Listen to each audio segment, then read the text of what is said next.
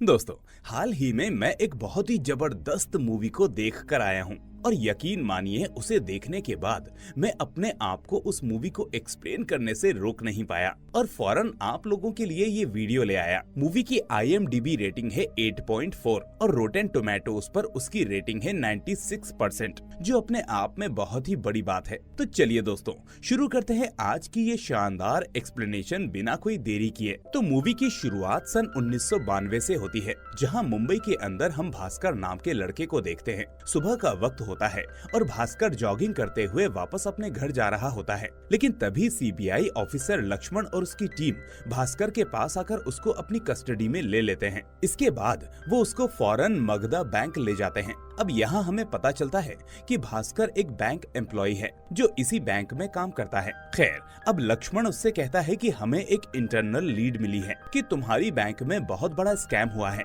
इसीलिए हम लोग इन्वेस्टिगेशन करने के लिए यहाँ पर आए हैं। अब ठीक उसी वक्त भास्कर की बीवी सुमति भास्कर को कॉल करके पूछती है कि तुम कहाँ हो। भास्कर उसे कुछ नहीं बताता, बस पूछता है कि क्यों, क्या हुआ। तो वो कहती है कि हमारे घर में कुछ CBI ऑफिसर्स आकर चेकिंग कर रहे हैं, ये सब क्या हो रहा है मेरी समझ में नहीं आ रहा। तो ये सुनकर भास्कर कहता है कि डरो मत सुमति, उनको उनकी ड्यूटी करने दो, तुम घबराओ मत, मैं जल्दी ही आ जाऊंगा। इतना कहकर वो फोन रख देता है। इधर CBI ऑफिसर्स इस बैंक की काफी सारी फाइल्स को चेक करते हैं और इसी बीच भास्कर हम ऑडियंस को अपने बारे में बताने लगता है, जिसके बाद सीन यहाँ से काफी साल पहले फ्लैशबैक में चला जाता है। ये वो बैंक होता है जब भास्कर इस मगधा बैंक में एक छोटा सा एम्प्लॉय होता था और उसकी सैलरी महज 6,000 रुपए होती थी, जबकि उसके ऊपर करीब 36,000 रुपए का कर्जा था।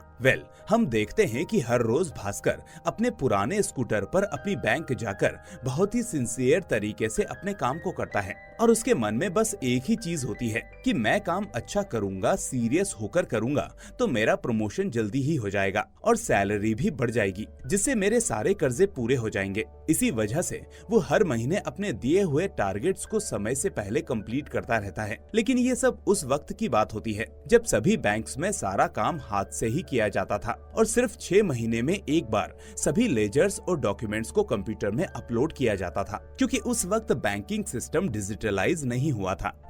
अब हम देखते हैं कि भास्कर जिस बैंक में काम करता है उसी बैंक में एक मारुति 800 खड़ी होती है, जो असल में एक कस्टमर की होती है। असल में हुआ ये था कि एक कस्टमर ने बैंक से लोन लिया क्योंकि उसे एक कार खरीदनी थी, लेकिन जब वो अपना कर्जा नहीं चुका पाया तो बैंक ने उसकी कार को जब्त कर लिया। अब भास्कर उस कार को देखकर यही सोचता रहता है कि बहुत जल्दी वो भी ऐसी ही कार खरीदेगा। फिर एक दिन हम भास्कर के जिगरी दोस्त को देखते हैं जिसका नाम होता है सांबा। सांबा और भास्कर असल में क्लासमेट्स थे, लेकिन भास्कर के पास हो जाने की वजह से वो बैंक में एम्प्लॉय बन गया, जबकि सांबा कम नंबर की वजह से एक क्लर्क बन जाता है। हम देखते हैं कि भास्कर साइड इनकम के लिए उसी बैंक के कस्टमर्स के एप्लीकेशन फॉर्म्स फिल करके थोड़े थोड़े पैसे जमा करता रहता है। इसी बीच एक दिन एंथनी नाम का आदमी भास्कर के पास 2 लाख रुपए के लोन के लिए अप्लाई करने आता है। अब भास्कर उससे पूछता है कि आप लोन के लिए गिरवी क्या रखेंगे, तो एंथनी कहता है कि मेरे पास गिरवी रखने के लिए कुछ भी नहीं है। तो भास्कर उसे मना करके वहाँ से वापस भेज देता है।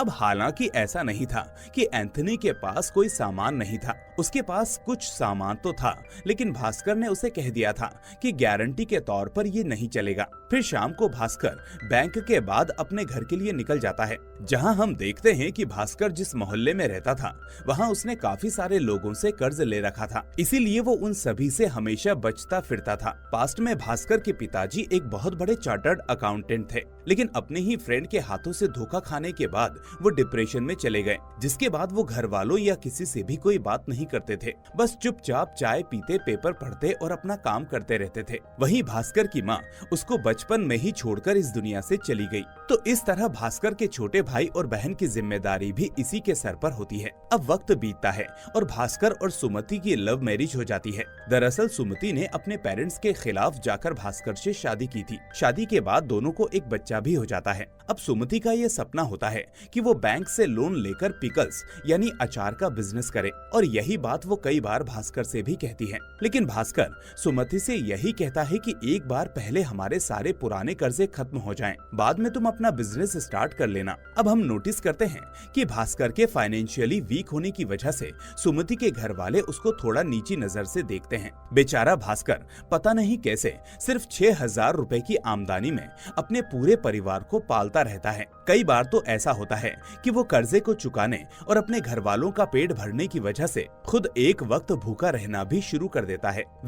इसी बीच हम देखते हैं कि एंथनी बार बार भास्कर के पास आकर लोन के बारे में पूछता रहता है। आज भी वो आता है और कहता है कि सर, मलेशिया से इंडिया एक शिप आई है और उसी शिप में मैंने काफी सारे टीवी को अभी सिर्फ 2.5 लाख रुपए देकर मंगवाया है और बाकी पैसे टीवीज डिलीवर होने के बाद पे करने को कह दिया है। लेकिन सर, अब वो शिप इंडिया आ चुकी है और जो लोग मुझे पैसे देने वाले थे उन्होंने पैसे देने से मना कर दिया है, इसलिए मुझे सिर्फ 2 लाख रुपए की जरूरत है सर। वो कहता है कि फिलहाल इंडिया में इलेक्ट्रॉनिक डिवाइसेस की बहुत ही बड़ी डिमांड है, आप मुझे सिर्फ 2 लाख रुपए दे दीजिए, मैं सारे टीवीज बेचकर सारे पैसे चुकता कर दूंगा, क्योंकि कल तक मैंने अगर हार्वर वालों को ट्रांसपोर्ट के पैसे नहीं चुकाए तो वो लोग मेरे सारे टीवीज को गिरवी रख देंगे और अपने पैसे बना लेंगे, इसीलिए प्लीज कुछ कीजिए सर। तो अब ये सुनने के बाद सांबा भास्कर से कहता है कि अरे यार, तुम्हारा साला तो रियल एस्टेट में बहुत ही अच्छा काम कर रहा है, एक बार तुम उससे बात करके देखो, क्योंकि वैसे भी सारे टीवीज तो बिक जाएंगे, तो एंथनी भाई हमें भी थोड़ा प्रॉफिट देंगे। लेकिन भास्कर को अपने साले से पैसे के बारे में बात नहीं करनी होती, पर फिर भी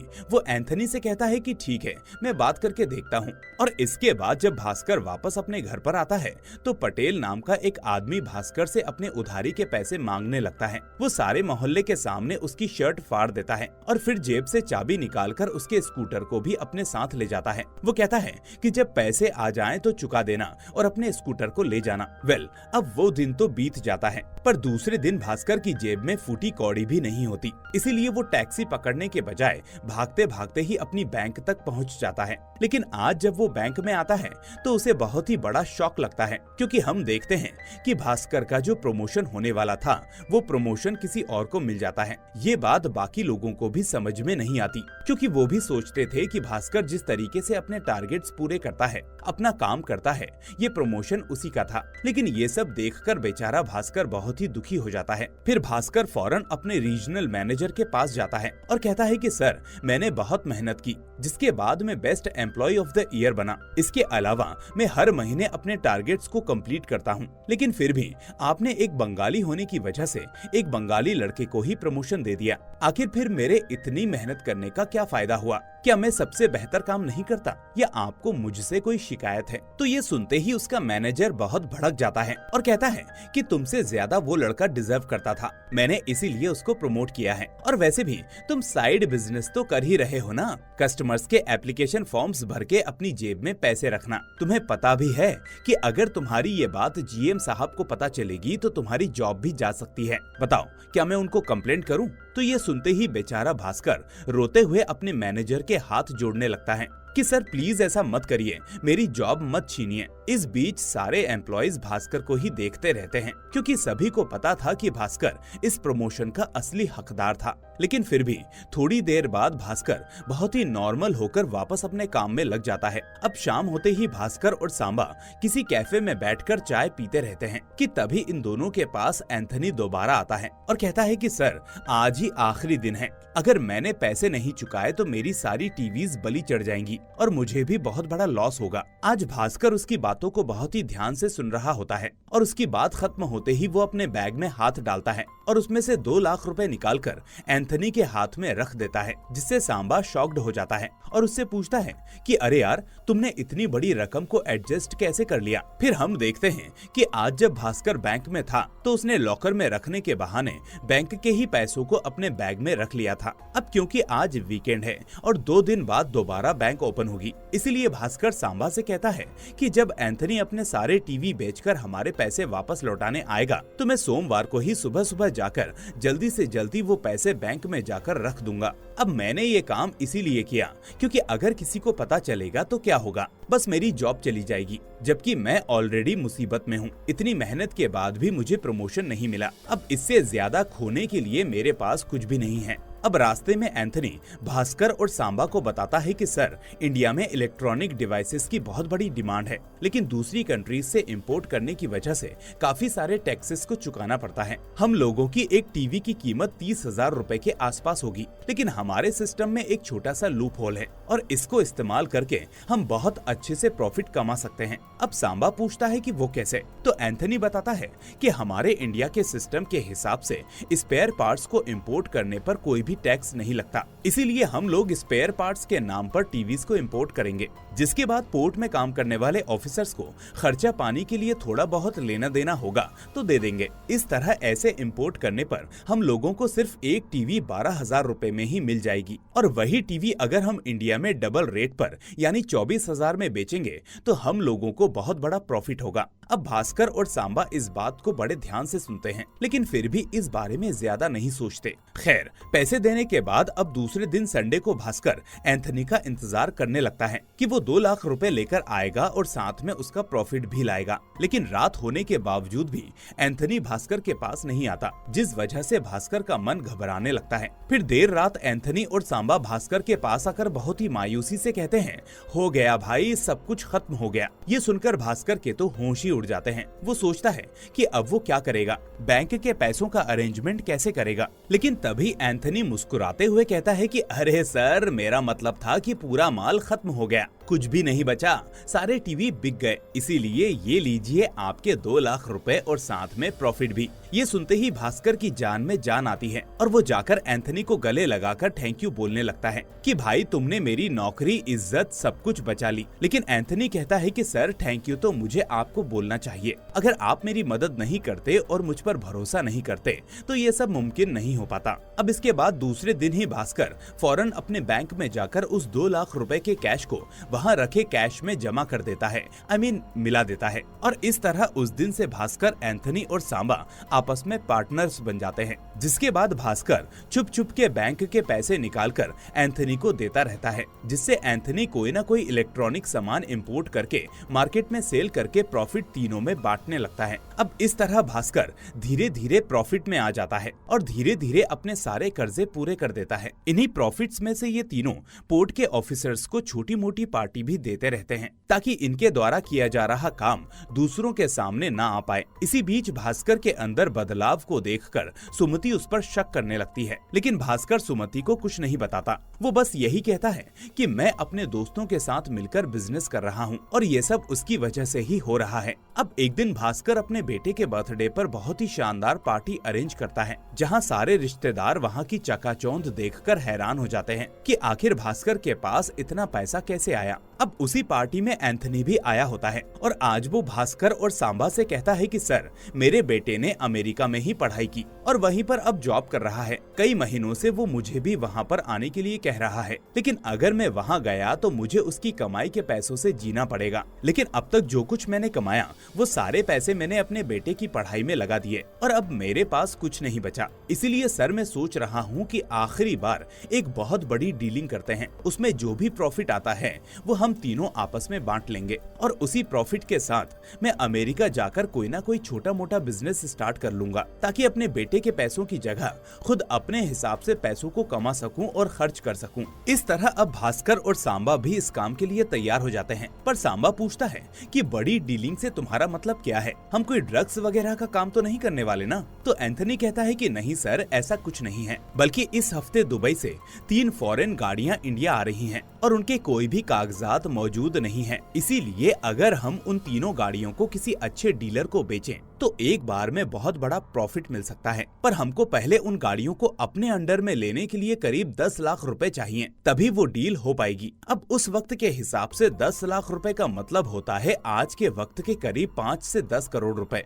इसीलिए भास्कर कहता है कि अरे यार, 2 लाख रुपए की बात तो मैं सेटल कर लेता हूँ, लेकिन 10 लाख रुपए बहुत बड़ी रकम है। अगर वो रकम बैंक से गायब हुई तो पहले ही दिन सभी को पता चल जाएगा और इस तरह से वो उस डील को करने से मना कर देता है। लेकिन बाद में जब वो वो अकेला होता है तो अपनी फैमिली के बारे में सोचकर भास्कर ठान लेता है कि इस आखिरी डील को करेगा। इसीलिए वो अगले दिन बहुत ही चालाकी से बैंक के 10 लाख रुपए निकालकर एंथनी को दे देता है, जिसके बाद ये तीनों पोर्ट के पास जाते हैं और पैसे देकर उन तीनों गाड़ियों को हासिल कर लेते हैं। फिर वहाँ से ये तीनों उस डीलर के पास जाते हैं जो इन गाड़ियों को ले सकता था, लेकिन यहाँ उन्हें पता चलता है कि उस कार डीलर को दूसरे केस में पुलिस वालों ने अरेस्ट कर लिया है। और ये सुनते ही अब तीनों के होश उड़ जाते हैं। अब भास्कर यही सोचता है कि अगर मंडे के दिन 10 लाख रुपए वापस नहीं रखे तो मेरी जॉब चली जाएगी, बेइज्जती तो होगी और जेल भी जाना पड़ेगा। लेकिन तभी वो सोचता है कि वो ऐसा नहीं होने देगा। अब वो अपना दिमाग लड़ाने लगता है और फिर सबसे पहले उन तीनों गाड़ियों पर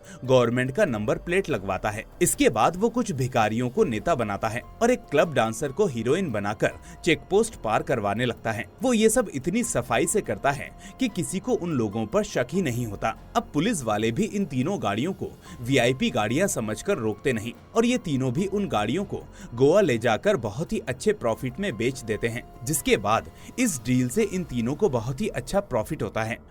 वहाँ से एंथनी डायरेक्ट एयरपोर्ट पर अमेरिका जाने के लिए आता है और भास्कर और सांबा भी उसको सी ऑफ करने के लिए वहां तक आते हैं। अब इसके दूसरे दिन भास्कर फौरन अपने बैंक जाता है ताकि जल्दी से जल्दी उन पैसों को वापस रख सके। लेकिन जैसे ही वो बैंक में पहुंचता है तो उसे बहुत बड़ा झटका लगता है, क्योंकि बैंक में पहले से ही पुलिस वाले और आरबीआई ऑफिसर्स मौजूद होते हैं। दूसरी शॉकिंग बात ये होती है कि इसी बैंक का आरएम और असिस्टेंट आरएम एक स्कैम करने के चक्कर में पकड़े जाते हैं। जी हाँ, वही आरएम जिसने भास्कर को जलील किया था। और ये देखकर भास्कर बेचारा बहुत घबरा जाता है और सोचने लगता है कि ये रुपए अब मैं कैश में कैसे जमा करूंगा। और तभी जीएम भास्कर के पास आकर उसको सूटकेस के बारे में पूछने लगता है कि भास्कर, तुम आज सूटकेस के साथ क्यों आए हो, क्या है इसमें? तो भास्कर उसे थोड़ा सा ओपन करते हुए कहता है कि अरे सर, मैं कल गांव गया था और आज वहीं से सीधा बैंक आ गया। इस तरह से वो उस सूटकेस को ओपन करता है, लेकिन उसमें पैसे मौजूद नहीं होते,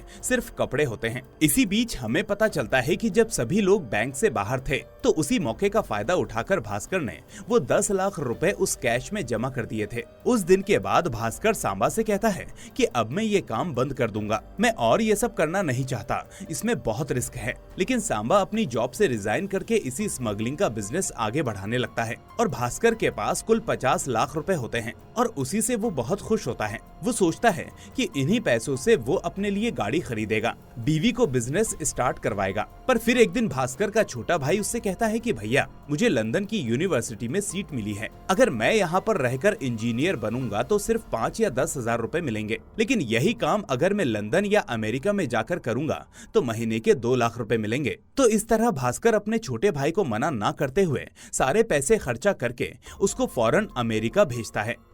अब एक दिन भास्कर के बैंक में वहाँ का चेयरमैन आता है जो उससे कहता है कि भास्कर, आरएम और असिस्टेंट आरएम की वजह से हमारी बैंक का नाम बहुत बदनाम हुआ है, इसलिए मैं बैंक में काफी सारे बदलाव कर रहा हूँ और मैं तुम्हें असिस्टेंट जीएम बना रहा हूँ। आज के बाद से तुम्हारी सैलरी 19,000 रुपए होगी। क्या तुम इसके लिए राजी हो या तुम्हें कुछ और भी चाहिए? तो ये सुनने के बाद भास्कर बहुत खुश हो जाता है और कहता है कि सर, मेरी बस एक रिक्वेस्ट है। फिर वो चेयरमैन उससे उसकी रिक्वेस्ट पूछता है तो वो बताता है कि सर, अपनी बैंक में एक कस्टमर की मारुति 800 खड़ी है, मैं चाहता हूँ कि बैंक मुझे वो कार दे दे। इस तरह वो चेयरमैन उस कार को भास्कर को दिलवा देता है और भास्कर खुशी खुशी उसको लेकर घर पर आ जाता है। अब कहानी यहाँ से प्रेजेंट में आती है, जहाँ हम सीबीआई ऑफिसर लक्ष्मण को देखते हैं, जिसकी नजर भास्कर के बैंक स्टेटमेंट पर पड़ती है, जिसका बैलेंस 100 करोड़ से भी ज्यादा होता है। ये स्टेटमेंट देखते ही लक्ष्मण के दिमाग के फ्यूज उड़ जाते हैं। वो भास्कर से कहता है कि आखिर तुम्हारे पास इतनी सी नौकरी में इतना सारा पैसा कैसे आया? तो इस तरह से कहानी यहाँ से फिर से फ्लैशबैक में जाती है। हम देखते हैं कि जब भास्कर असिस्टेंट जीएम बन जाता है तो चेयरमैन भास्कर से कहता है कि भास्कर, हमारी बैंक के कुछ इम्पोर्टेंट कस्टमर्स हैं। ऐसे कस्टमर्स की वजह से ही हमारी बैंक को बहुत फायदा होता है और उनमें से एक कस्टमर का नाम है हर्षद मेहता। इसीलिए मैं चाहता हूँ कि तुम उनका बैंक अकाउंट पर्सनली संभालते रहो ताकि उन्हें कोई दिक्कत ना आए। अब दोस्तों, यहाँ मैं आपको बता दूं कि इस मूवी में वही असल हर्षद मेहता का रेफरेंस लिया गया है, जिनके ऊपर कुछ समय पहले 1992 सीरीज बनी थी और जिन्हें स्टॉक मार्केट का अमिताभ बच्चन कहा जाता था। अब दूसरे दिन हर्षद का एक खास आदमी सूरज भास्कर से मिलने के लिए आता है, जो उसे कुछ पेपर्स देते हुए कहता है कि सर, ये कटारी बैंक के बीआर पेपर्स हैं, इस बीच बैंक के अंदर बैंक का एक पियून चंदन नाम के एम्प्लॉय से पूछता है कि अरे सर, ये बीआर का मतलब क्या होता है। तो चंदन कहता है कि जिस तरह से हम लोगों को पैसों की जरूरत होती है, उसी तरह से एक बैंक को भी कभी कभी पैसों की जरूरत होती है, जिस वजह से वो बैंक किसी दूसरे बैंक से भी लोन ले सकती है। लेकिन आरबीआई के रूल के हिसाब से एक बैंक कभी डायरेक्टली दूसरे बैंक को लोन नहीं दे सकती और इसके लिए बीच में एक ब्रोकर होना जरूरी है। अब हमारी बैंक और कटारी बैंक के बीच ब्रोकर हर्षद मेहता हैं। यानी अगर हम पैसे हर्षद मेहता को देंगे तो हर्षद वो पैसे कटारी बैंक को दे देंगे और उसी तरह वापस लौटाने पर भी यही प्रोसेस होता है। और इस बीच ब्रोकर होने की वजह से हर्षद मेहता को थोड़ा कमीशन भी मिलता है और इसी चीज को बीआर कहते हैं। खैर, अंदर भास्कर सूरज को बीआर देते हुए कहता है कि इस बीआर का सिर्फ 2 हफ्तों का समय है, इसीलिए प्लीज 2 हफ्तों तक इस चीज को क्लियर कर देना। तो सूरज कहता है कि सर, हो सकता है थोड़ा लेट भी हो जाए और इस तरह से वो भास्कर को रिश्वत देने की कोशिश भी करता है। लेकिन भास्कर सूरज से यही कहता है कि 2 हफ्ते मतलब 2 हफ्ते। फिर एक दिन भास्कर ऐसे ही बैठकर बैंक का काम निपटा रहा होता है कि तभी उसकी नजर हर्षद मेहता के बैंक स्टेटमेंट पर पड़ती है, जिन्हें देखकर उसका सर चकरा जाता है। असल में ये ट्रांजैक्शंस करोड़ों में होते हैं और साथ में वो एक चीज भी नोटिस करता है और वो ये कि भास्कर की बैंक ने हर्षद को पैसे दिए, उसका ट्रांजैक्शन तो होता है, लेकिन ये ट्रांजैक्शन नहीं होता कि हर्षद ने वो पैसे कटारी बैंक को दिए या नहीं। ऊपर से उसे एक और शॉकिंग बात पता चलती है कि हर्षद ने कटारी बैंक से भी बीआर ले रखा है। इस तरह वो अब ये सोचने लगता है कि दोनों बैंकों से पैसे लेकर आखिर हर्षद मेहता कर क्या रहा है, क्योंकि हर्षद पैसे लेता भी है और अपने वादे के मुताबिक कुछ दिनों बाद लौटा भी देता है। तो आखिर ये पैसे वो लेता किस लिए है? तो भास्कर अब अपने तरीके से इसी बारे में इंक्वायरी करना स्टार्ट करता है और इस बीच एक बंदे की मदद से भास्कर को कुछ शॉकिंग बातें पता चलती हैं। असल में हर्षद मेहता दोनों बैंकों से बीआर के नाम से पैसे लेकर शेयर मार्केट में इन्वेस्ट कर रहा है और इन्हीं पैसों की मदद से वो शेयर की प्राइसेस को भी मैनिपुलेट करता रहता है। यानी वो जब चाहे तब किसी भी कंपनी के शेयर्स को बहुत ही कम कीमत में खरीद कर बाद में उस स्टॉक को पॉपुलर करता है और जब उस स्टॉक का प्राइस बढ़ जाता है तो वो उसको सेल करके बाहर हो जाता है। जब सारे लोग उस कंपनी में मतलब उस स्टॉक में इन्वेस्ट करने लगते हैं तो ऑफ कोर्स प्राइस ऊपर बढ़ने लगती है और जब प्राइस हद से ज्यादा बढ़ जाती है तो उसी वक्त हर्षद उस स्टॉक को बेच देता है, जिसकी वजह से उस स्टॉक का प्राइस नीचे गिर जाता है। जिसके बाद हर्षद अपने प्रॉफिट अपने पास रखकर बाकी पैसे बैंक्स को वापस कर देता है। खैर, अब भास्कर को जब ये सच्चाई पता चलती है तो वो सोच लेता है कि ये सारी बातें वो चेयरमैन को बता देगा, लेकिन फिर वो सोचता है कि इससे उसे क्या फायदा होगा। इसीलिए भास्कर सूरज से पर्सनली मुलाकात करके एक डील करता है। वो कहता है कि जब भी हर्षद मेहता बीआर लेता है उसमें से 1% कमीशन उसे यानी भास्कर को देना होगा और उसी तरह जब भी हर्षद मेहता कोई शेयर खरीदेगा तो उसे उस वक्त भास्कर को इन्फॉर्म करना होगा और ठीक यही चीज उसे वो शेयर बेचते वक्त भी करनी होगी, ताकि भास्कर भी शेयर्स को उसी हिसाब से खरीदकर बाद में बेच सके और प्रॉफिट कमा सके। अब हालांकि सूरज के पास कोई भी ऑप्शन नहीं होता, इसीलिए वो भास्कर की डील को एक्सेप्ट कर लेता है। इसी तरह से पहली बार सूरज बीआर अमाउंट लेकर भास्कर को उसका 1% दे देता है। लेकिन अब भास्कर के सामने एक बहुत बड़ी दिक्कत होती है, उसे इस पैसे को ब्लैक से व्हाइट में कन्वर्ट करना होगा और तभी उसे याद आती है उस आदमी की जिससे वो एक बार एंथनी के साथ मिला था और उस आदमी का नाम था अनवर। वो अनवर के पास जाता है और कहता है कि मेरे पास थोड़े पैसे हैं, इनको व्हाइट में कन्वर्ट करना है। तो अनवर भास्कर को एक जबरदस्त आइडिया देता है। वो कहता है कि अगर हम ये पैसे लॉटरी बेचने वाले आदमी को दे देंगे तो वो विनिंग लॉटरी हमको दे देगा और जब वो लॉटरी के बहाने हमें पैसे देगा तो उसमें हमारा टैक्स कटेगा और बाकी सारा पैसा विनिंग अमाउंट की तरह एक नंबर में कन्वर्ट हो जाएगा। तो इस तरह से भास्कर को विनिंग अमाउंट में 25,000 रुपए मिलते हैं, जिस पर टैक्स कटकर उसे लास्ट में 17,000 रुपए मिलते हैं। अब भास्कर इन रुपयों को उसी शेयर्स में इन्वेस्ट कर देता है और फिर जब जब हर्षद इन शेयर्स को खरीदता है तो उस वक्त भास्कर भी खरीदता है और जब हर्षद बेचता है तो वो भी बेच देता है। इस तरह वो उन 17,000 रुपयों से कुल 70 लाख रुपए बना लेता है। तो अब प्रेजेंट डे पर भास्कर उस सीबीआई ऑफिसर लक्ष्मण से यही कहता है कि सर, मैंने एक लॉटरी को खरीदा और उसमें जो भी थोड़े पैसे आए वो मैंने शेयर्स में इन्वेस्ट कर दिए और ऐसे ही धीरे धीरे प्रॉफिट करने लगा। तो अब लक्ष्मण पूछता है कि ठीक है, वो तुमने किए सो किए, लेकिन ये 70 लाख तुमने एक ही दिन में कैसे खर्च कर दिए? तो भास्कर जो हुआ वो उनको को बताता है। असल में भास्कर ने अपनी बहन की शादी फिक्स कर दी थी और शॉपिंग के लिए अपनी बीवी और बहन के साथ किसी शॉपिंग मॉल में गया था, लेकिन वहाँ के लोग भास्कर के कपड़े और उसके हुलिये को देखकर उसकी रिस्पेक्ट नहीं करते और उन लोगों को एंटर नहीं करने देते।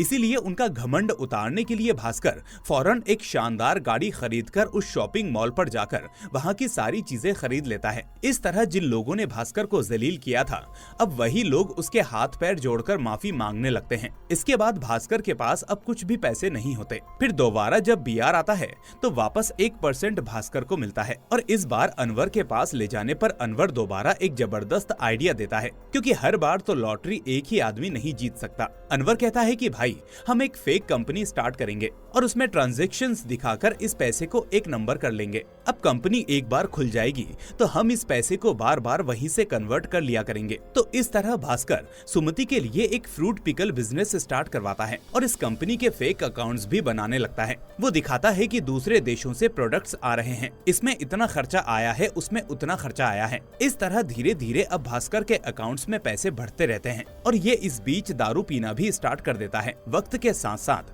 पैसों के आने से भास्कर को घमंड भी आ जाता है और भास्कर के अंदर के बदलाव को देखकर सुमति भी बहुत नाराज होती है और साथ साथ में भास्कर अपने कलीग्स को भी बहुत ही नीचा दिखाकर बात करने लगता है। फिर एक दिन कटारी बैंक का मैनेजर कुछ काम से भास्कर के पास आता है और यही बातों बातों में ये दोनों बीआर के बारे में भी डिस्कस करने लगते हैं। अब भास्कर उस मैनेजर से कहता है कि हर्षद मेहता के पास से अभी 90 करोड़ का बीआर आना बाकी है और ऊपर से वो अब आपकी बैंक के लिए नए बीआर के लिए भी पूछ रहा है। तो ये सुनकर वो मैनेजर शॉक होकर पूछता है कि अरे सर, 90 करोड़? मैंने तो कभी इतने करोड़ का बीआर इशू किया ही नहीं, ज्यादा से ज्यादा 1 करोड़ या 2 करोड़। ये सुनकर अब भास्कर का दिमाग भी चकरा जाता है और इसके बाद जब वो मैनेजर फॉर्म्स को चेक करता है तो कहता है कि अरे ये मेरे सिग्नेचर्स नहीं है, बल्कि हर्षद मेहता ने किसी से ये फेक सिग्नेचर्स करवाए हैं। फिर वो कहता है कि अगर हर्षद मेहता वो 90 करोड़ नहीं देगा तो आरबीआई इसके बारे में इंक्वायरी करेगी, फिर हम दोनों के नाम भी बाहर आएंगे और अगर ऐसा हुआ तो हमारी जेल पक्की है। इस तरह से वो मैनेजर डरने लगता है और इसी घबराहट की वजह से उसको वहीं हार्ट अटैक आ जाता है और उसकी वहीं पर मौत हो जाती है। फिर अगली बार जब सूरज आता है तो भास्कर उसको डांटते हुए कहता है कि वो 90 करोड़ के बीआर वापस आने के बाद ही नए बीआर देगा। अब सूरज उसे समझाता है लेकिन भास्कर उसकी एक नहीं मानता। अब ठीक उसी वक्त भास्कर का बेस्ट फ्रेंड सांबा भी स्मगलिंग करते हुए पकड़ा जाता है तो भास्कर फौरन पुलिस स्टेशन जाकर पुलिस वालों को रिश्वत देकर सांबा को बाहर निकालता है। उसके बाद एक दिन भास्कर का साला भास्कर से कुछ पैसे की हेल्प मांगता है। वो कुछ प्रॉब्लम्स में होता है और इन्हीं बातों ही बातों में सुमति और उसकी माँ के बीच बड़ी बहस हो जाती है। सुमति की माँ कहती है कि फ्रूट बिजनेस का आइडिया मेरा था, मेरे आइडिया की वजह से ही तुमने इतना सारा पैसा कमाया। ये सुनने के बाद सुमति को गुस्सा आता है और वो अपनी मशीन को खराब कर डालती है, जिससे उसका बिजनेस वहीं का वहीं स्टॉप हो जाता है। अब घर के हालात देखकर बहुत साल बाद भास्कर का पिता अपना मुंह खोलता है और भास्कर को अकेले में बुलाकर पूछता है कि तुम क्या काम कर रहे हो, क्योंकि फूड बिजनेस के बिल्स को देखकर ऐसा नहीं लगता कि ये रियल है, सब कुछ फेक है। तुम ये मत भूलो कि मैं एक चार्टर्ड अकाउंटेंट था। तो इस तरह भास्कर अपने पिता से बिना कुछ छुपाए सब कुछ सही सही बता देता है। अब भास्कर का पिता भास्कर को बहुत ही अच्छी तरह से समझाता है, जिसके बाद भास्कर उन पैसों के नशे से बाहर आ जाता है। इसके बाद वो अपने साले की अपने फ्रेंड सांबा की मदद करता है और जिन जिन लोगों को उसने जलील किया था उनको भी सॉरी बोलता है। इस बीच एक दिन जीएम भास्कर को बुलाकर पूछने लगता है कि तुम हर्षद मेहता के बीआर्स को अप्रूव क्यों नहीं कर रहे, काफी दिनों से तुम सूरज को भी नजर नहीं आ रहे। तो भास्कर यही कहता है कि सर, इन लोगों के पास से 90 करोड़ आना बाकी है, तो बताइए मैं दोबारा एक और बीआर को अप्रूव कैसे करूं। लेकिन जीएम भास्कर को फोर्स करता है, लेकिन भास्कर उसके फोर्स करने पर उल्टा अपना रेजिग्नेशन देकर वहां से चला जाता है। और ये होने के दूसरे दिन ही सीबीआई ऑफिसर्स भास्कर को सुबह सुबह जॉगिंग से हिरासत में लेकर पूछताछ करने के लिए बैंक में ले आते हैं। और ये वही सीन होता है जो हमने मूवी की शुरुआत में देखा था। अब लक्ष्मण भास्कर से पूछता है कि तुम्हारे बैंक अकाउंट में जो पैसे हैं उसके सारे के सारे पक्के सबूत तो तुमने रेडी कर लिए, लेकिन मैं चाहूँ तो वो सारे पेपर्स गायब हो सकते हैं। अगर मैं तुम्हारे अकाउंट्स के बारे में इनकम टैक्स वालों को बता दूं तो तुम्हें जेल हो सकती है। इसीलिए अगर तुम ऐसा नहीं चाहते तो मेरी बात मान लो, तुम्हारे अकाउंट में जो 100 करोड़ रुपए हैं वो सारे पैसे तुम हर्षद मेहता को दे दो। जिसका मतलब जीएम और ये सीबीआई ऑफिसर हर्षद मेहता से मिले हुए हैं। भास्कर समझ जाता है कि ये सब हर्षद मेहता के दबाव में किया जा रहा है। अगर भास्कर अपने पैसे हर्षद को दे देगा तो वो बैंक का कर्जा चुका देगा और फिर हर्षद पर कोई कोई भी इल्जाम नहीं रहेगा। अब अगली शॉकिंग बात भास्कर को ये पता चलती है कि इस सब में बैंक का चेयरमैन भी इनके साथ ही होता है। अब फाइनली अपनी फैमिली के लिए बेचारा भास्कर वो सारे पैसे हर्षद मेहता के नाम कर देता है और इस तरह बेचारा भास्कर जहाँ पर था वहीं पर वापस आ जाता है। लेकिन अगले ही दिन इन बड़े लोगों को एक बहुत बड़ा झटका लगता है। असल में जब ये लोग भास्कर के अकाउंट से पैसे निकालने वाले होते हैं तो यहाँ इनको एक शॉकिंग बात पता चलती है कि भास्कर ने 10 दिन पहले ही अपने बैंक से सारे पैसे निकाल लिए हैं और अपना अकाउंट भी फ्रीज कर दिया है। लेकिन कंप्यूटर में वो डेटा अभी भी फीड नहीं हुआ होता, सिर्फ बैंक के लेजर में एंट्री होती है जिसको किसी ने नोटिस नहीं किया था और इसी वजह से ये बात जीएम ऑब्जर्व नहीं कर पाता। फिर दूसरे सीन में हम भास्कर की फैमिली को देखते हैं जो फ्लाइट में कहीं पर जा रहे होते हैं। अब सीन यहाँ से दोबारा थोड़ा सा फ्लैशबैक में जाता है। जब भास्कर ने अपने पिता को सब कुछ बता दिया था तो उस वक्त उसका पिता उसे बहुत सारे आइडियाज देता है कि इनकम टैक्स या तो फिर आरबीआई वाले कभी न कभी तुमको जरूर पकड़ेंगे, इससे बचने के लिए तुमको वो सारे पैसे बैंक से निकालने होंगे और उसके बाद कंट्री छोड़कर जाना होगा, जिसके लिए अमेरिका में अपना खुद का घर भी खरीदना होगा और वो भी ग्रीन कार्ड के साथ। अब भास्कर के पिता के कुछ जान पहचान के लोग होते हैं जिनके हाथों से वो ये सारे काम करवा रहा होता है। फिर भास्कर खुद आरबीआई वालों को जीएम, चेयरमैन और लक्ष्मण के बारे में बता देता है, जिसके बाद इनकम टैक्स वाले इन सारे लोगों को गिरफ्तार कर लेते हैं। फिर पूछताछ के लिए हर्षद मेहता को भी पुलिस स्टेशन पर बुलाया जाता है और इस तरह से इन सारे लोगों को फंसाकर भास्कर अपनी फैमिली के साथ अमेरिका में शिफ्ट हो जाता है और इस तरह से ये मूवी यहीं पर दी एंड हो जाती है। तो दोस्तों, आपको ये मूवी कैसी लगी मुझे कमेंट करके जरूर बताएं। साथ ही इस वीडियो को लाइक करके अपने दोस्तों के साथ शेयर जरूर करें। अगर आप नए हैं तो चैनल को सब्सक्राइब करके नोटिफिकेशन बेल को भी दबा दें। अब मैं मिलूंगा आपसे अगली ऐसी ही शानदार मूवी के साथ। Till then, take care and thanks for watching.